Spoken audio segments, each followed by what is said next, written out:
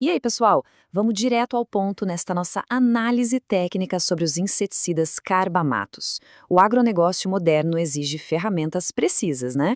E entender de verdade as opções que a gente tem em mãos é simplesmente fundamental. Hoje, nós vamos destrinchar esse grupo químico histórico, pegando os dados direto das fontes agronômicas para entender exatamente como essas moléculas funcionam e, principalmente, como elas devem ser manejadas no mundo real. O nosso roteiro de hoje é bem dinâmico. A gente começa vendo o que são os carbamatos, depois entra no modo de ação neurotóxico, passa pelas pragas controladas no campo, analisa algumas estratégias de misturas comerciais, reforça a questão da segurança e dos EPIs e fecha com a proteção essencial das abelhas e do meio ambiente. Beleza? Parte 1. Afinal, o que são os carbamatos? Para começar, a gente precisa entender a base química. Eles são derivados do ácido carbâmico e surgiram lá nos anos 50 como uma baita inovação para o controle de pragas. E o que faz eles serem tão versáteis até hoje é essa ação dupla, sabe? Eles entram em ação tanto por ingestão, quando o inseto resolve se alimentar da planta tratada, quanto pelo simples contato direto com a cutícula do bicho. Ou seja, a janela de controle é excelente. E olha só o tamanho da família. A gente tem uma variedade enorme de moléculas sendo usadas. O carbaril, por exemplo, que é super conhecido pelo amplo espectro, e o metomil, que tem aquela ação de choque bem rápida. Mas a lista não para por aí. Nós também temos o carbosulfano, o aldicarb, o carbofurano, além do oxamil, triazamato, tiodicarb e o metiocarb. É muita coisa, e cada um tem sua especificidade de dosagem e de alvo. Indo agora para a parte 2, o famoso modo de ação neurotóxico. É aqui que a biologia fica fascinante. Pensa num interruptor de luz que simplesmente quebra e não desliga mais. É literalmente isso que acontece no sistema nervoso do inseto. Acontece uma inibição reversível de uma enzima chamada acetilcolinesterase. E sem essa enzima funcionando direito, rola um acúmulo gigante de um neurotransmissor chamado acetilcolina lá na sinapse. O nervo do bicho não consegue descansar, o que gera uma superestimulação nervosa ininterrupta. O resultado? Espasmos, paralisia total e, inevitavelmente, a morte.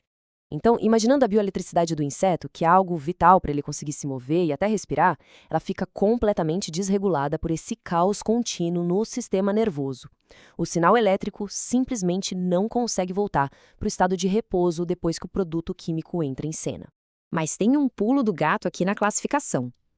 Diferente dos organofosforados, que causam uma inibição irreversível, os carbamatos causam uma inibição reversível da enzima. Com o tempo, a ligação química se solta. Isso é uma grande vantagem, porque contribui direto para uma menor persistência no meio ambiente quando a aplicação é feita da forma correta. O produto se degrada de forma mais rápida sob a influência da luz, do calor e da umidade. Parte 3. As pragas controladas no campo.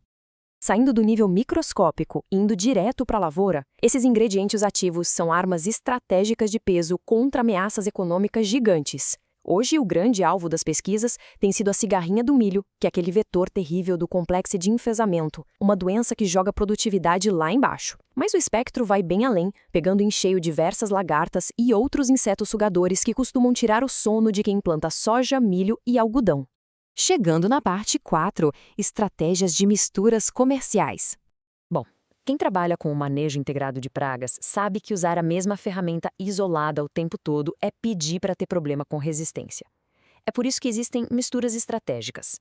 Um exemplo comercial super documentado, focado num controle de pós-emergência poderoso para pragas difíceis, é a junção da bifentrina, que é um piretroide, com o carbasulfano, que é o nosso carbamato. Essa dupla é fantástica porque ataca o sistema nervoso do inseto por duas vias anatômicas totalmente diferentes, aumentando o choque inicial e estendendo o controle. Parte 5. Segurança e o uso de EPIs. Olha, lidar com compostos neurotóxicos exige uma responsabilidade gigantesca. O uso daquele kit completo de EPI, luva, máscara, macacão, não é só uma dica de ouro, é uma exigência inegociável para proteger a pele e a respiração de quem está aplicando. E mais, a dosagem tem que ser exatamente a recomendada e a aplicação precisa acontecer na condição climática ideal. Nada de aplicar com vento forte ou com chuva iminente, para evitar de jeito nenhum a perigosa deriva para áreas que não deveriam receber o produto. E para fechar, parte 6, proteção de abelhas e do meio ambiente. Esse é um ponto que precisa ficar muito claro. Aplicar inseticida altamente tóxico na época de floração ou no horário em que as abelhas estão visitando a cultura não é só um erro técnico grosseiro, é crime ambiental. E ponto final. Isso está nas bulas, está na lei. É preciso ter inteligência logística no campo, como, por exemplo, deixar para fazer a aplicação só no final da tarde, quando os polinizadores já encerraram as atividades e não estão mais expostos. E tudo isso deixa a gente com uma questão enorme para resolver. Nós acabamos de ver o poder, a química e a importância econômica vital dos carbamatos na agricultura.